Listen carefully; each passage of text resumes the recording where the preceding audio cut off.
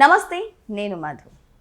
Kodali Nani YCP ఎప్పుడైతే పరాజయం పాలైందో అప్పటి నుంచి అందరూ కూడా లీగల్గా వెయిట్ చేస్తున్నారు, ఎప్పుడు బయటకు వస్తారా, ఎప్పుడు మాట్లాడతారా అని.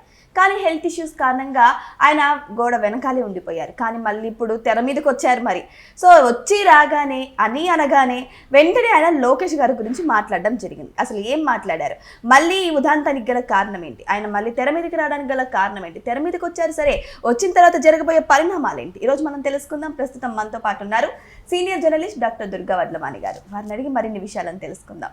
నమస్కారం. నమస్తే అండి మేడం. కొడాలి నాని గారు ఒకప్పుడు వైసీపీ అధికారంలో ఉన్నప్పుడు ఆయన మాట తీరుకు హద్దు అదుపు లేకుండా మాట్లాడారు. మళ్ళీ ఇప్పుడు స్క్రీన్ మీదకి వచ్చారు, అంటే 2 సంవత్సరాల తర్వాత. కానీ ఇక్కడ చూస్తుంటే వచ్చి రాగానే లోకేష్ గారి మీద మాట్లాడుతున్నారు మేడం. మరి దీన్ని ఎలా తీసుకోవాలంటారు? ఎలాగ తీసుకోక్కర్లేదు, అది ఇంకా అంటే నోటిదూలు ఇంకా తగ్గలేదని. అంటే మనిషికి ఇప్పుడు జైలుకి వెళ్ళే తరుణం దగ్గరైంది, ఆసన్నమైంది. ఇంకా కూటమి ప్రభుత్వం ఉపేక్షించక్కర్లా.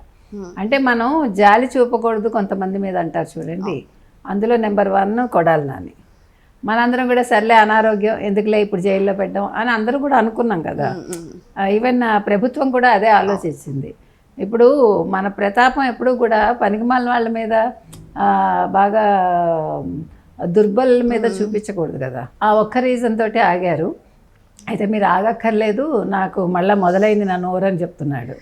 లేకపోతే గతంలో మీకు తెలుసు భూత పురాణాలు ఏంటి, పొగరేంటి, అసలు ఎలక్షన్స్ ముందు ఇచ్చిన ఛాలెంజెస్ ఏంటి, ఎలక్షన్ అయిపోయాక ఎట్లా మాట్లాడాడు, తర్వాత అనారోగ్యం కారణంతో అతని నియోజకవర్గంలో లేకుండా మళ్ళీ పారిపోదాం అని కూడా చూశాడు కదా.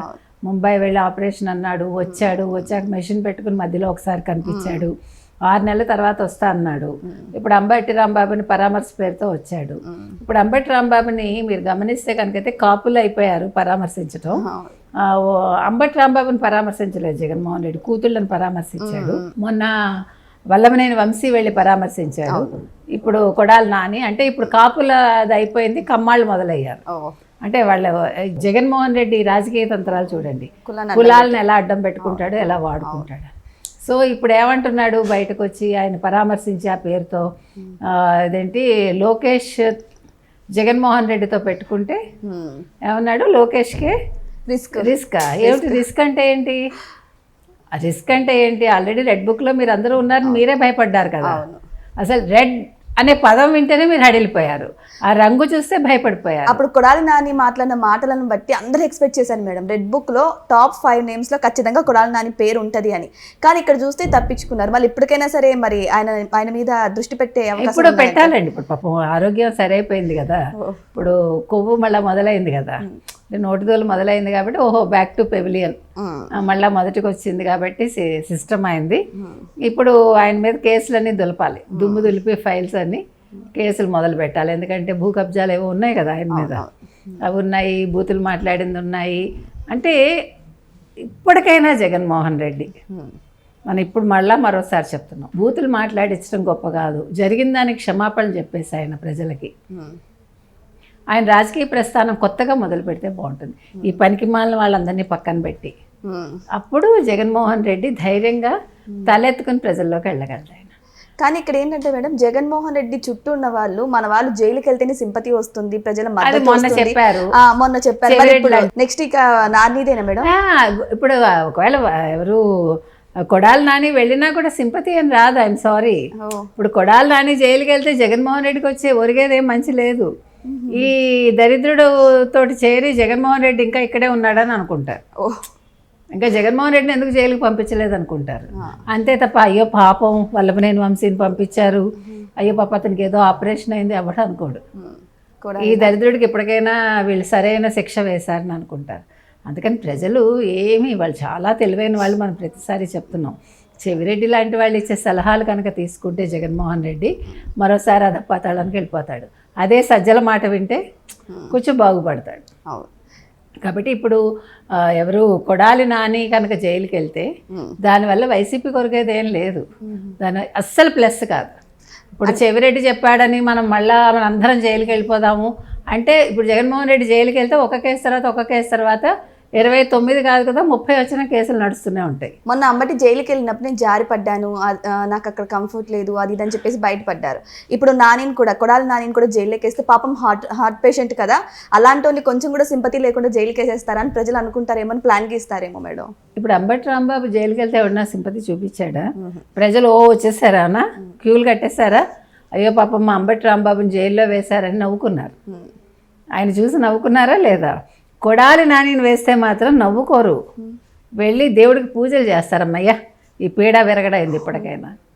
అందుకని జగన్మోహన్ రెడ్డి ఇప్పటికైనా ఆలోచించుకోవాలండి. ఇంకోసారి చెప్తున్నాం మనం, ఈ కొడాలి నాని, వల్లభనేని వంశీ, అంబటి రాంబాబు వీళ్ళు కాదు ఆయన చుట్టూ ఉండాల్సిన, చెవిరెడ్డి, పెద్దిరెడ్డి వీళ్ళు కాదు. జరిగినవన్నీ కూడా వదిలేసి ఇప్పుడు కొత్త క్యాండిడేట్స్ని తీసుకుని వాళ్ళ నెక్స్ట్ ఎలక్షన్స్లో ఎలా నిలబెట్టాలి. ఇప్పుడు మనం ఇందాక చెప్పుకున్నాం, మనం దేవాదాయ శాఖ పరిధిలోంచి ఆలయాలన్నీ విముక్తి చేసేసి అసలు సంబంధం లేకుండా చేసి అట్లా ఆయనకి ఇచ్చే సలహాలు ఆలోచించుకుని ఆయన ఇప్పటికైనా వింట నేర్చుకోవాలి. ఇప్పుడు తండ్రి చెప్పినప్పుడు వినలేదు, ఇంతమంది సలహాదారులుండి వినలేదు, ఇంతమంది మంచి చెప్పేవాళ్ళు ఉండి వినలేదు. కాబట్టి మనిషి ఎప్పుడూ కూడా పదవి ఒకటే కాకుండా అసలు ముందు నేను ప్రజలు ఏమనుకుంటున్నారు, నేను ప్రజల్లోకి వెళ్తే అనేది ఆలోచించుకోవాలి. అలా ఆలోచించుకుంటే కనుక అయితే అతను ముందు కొంతకాలం అసలు తన ఆలోచనలు పక్కకు పెట్టేసి ఎదురువాడు ఏం చెప్తున్నాడో విని అందులోంచి మంచి గ్రహిస్తే ఖచ్చితంగా జగన్మోహన్ రెడ్డి మళ్ళీ మంచి రాజకీయ నాయకుడిగా ఉంటాడు. లేదంటారు జీవితకాలం ఒక నెగిటివ్ ముద్రను మోస్తూ జైల్లో మాత్రమే గడుపుతాడు ఆయన. అందులో మనకేం సందేహం అక్కర్లే. ఇవాళ వల్లభనేని వంశీ ఉన్నా, ఇవాళ కొడాలి నాని వచ్చినా, లేదు వీళ్ళని పంపించి అంబటి రాంబాబుతో రాజకీయాలు చేద్దాం అనుకున్నా, కాపు ఓట్లకు గేలం వేద్దాం అనుకున్నా ఇవేమీ జరగవు. కాపులు ఎవరు కూడా ఈ గేలాలకు చిక్కుకోరు. వాళ్ళకి నచ్చిందేదో వాళ్ళ మనసుకి నచ్చితేనే చేస్తారు. వాళ్ళేం తెలివి తక్కువ వాళ్ళు కాదుగా కాపులు, వాళ్ళకి అన్నీ తెలుసు. వాళ్ళు ఎవరి వైపు ఉండాలి, ఎప్పుడు ఉండాలి, ఎలా ఉండాలి, దే కెన్ డిసైడ్. కాబట్టి జగన్మోహన్ రెడ్డి ఆలోచించుకోవాలి. ఇప్పుడు కొడాలి నాని మళ్ళా ఏదో లోకేష్కి రిస్క్ అంటే లోకేష్ భయపడిపోయి గజగజ వణికిపోయి అవును సార్ భలే చెప్పారు సార్ అంటాడా? జగన్మోహన్ రెడ్డికి దగ్గరికి వెళ్ళి అయ్యో జగన్మోహన్ రెడ్డి గారు మీరు చాలా గొప్పవాళ్ళ అని అంటాడా? అన్నాడు కదా. ఆయనకు తెలుసు లోకేష్కి ఏం చేయాలో తెలుసు. లోకేష్ పూర్వ లోకేష్ కాదు, he's a very matured person. So he know what to do, what not to do. ఇంతకుముందు కొడాలి నాని మాట్లాడితే బూతుల పురాణం వినపడేది మేడం. దాన్ని చూసి జగన్మోహన్ రెడ్డి కూడా చాలాసార్లు నవ్వుకొని ముసిముసి నవ్వుకున్న సందర్భాలు కూడా ఉన్నాయి. మళ్ళీ ఇప్పుడు కంబ్యాక్ అయ్యారు. అంటే ఆ బూతుల పురాణం ఎత్తుకోలేదు కానీ ఇలా ఏదో మాట్లాడాలన్నట్టు లోకేష్ గారికి భయపడుతున్నాడా, అది కొద్దిగా మార్పు వచ్చిందా కొడాలిలో? అంటే జైలు భయం వచ్చిందా? ఇప్పుడు అంబటి వెళ్ళొచ్చాడు, అంబటి చెప్పాడు కదా బాగులేదని, సో భయపడుతున్నాడా? మళ్ళీ నేను జైలుకి వెళ్తే నానా అవస్థ పడాలి, కింద పడుకోవాలి, వల్లభనేని వంశీ పడ్డాడు, పోసారి అనుభవించాడు, మళ్ళీ నాకు అలాంటి గతి పడుతుందేమో అని భయంతో నోరు కంట్రోల్ చేసుకుని ఉంటాడు. సో ఏదేమైనా సరే కొడాలి నాని బయటకు వచ్చి రాగానే మొదటిలాగా బూతుల పురాణం అయితే ఎత్తుకోలేదు కానీ లోకేష్ గారికి రిస్క్ అంటూ కొన్ని వ్యాఖ్యలు అయితే చేశారు. సో ఇలా వ్యాఖ్యలు చేయడం వల్ల మళ్ళీ కొడాలి నానికి రిస్క్ అవుతుందా? మరి వెయిట్ చేసి చూద్దాం ఏం జరగబోతుందో రానున్న రోజుల్లో. Thank you so much. Thank you.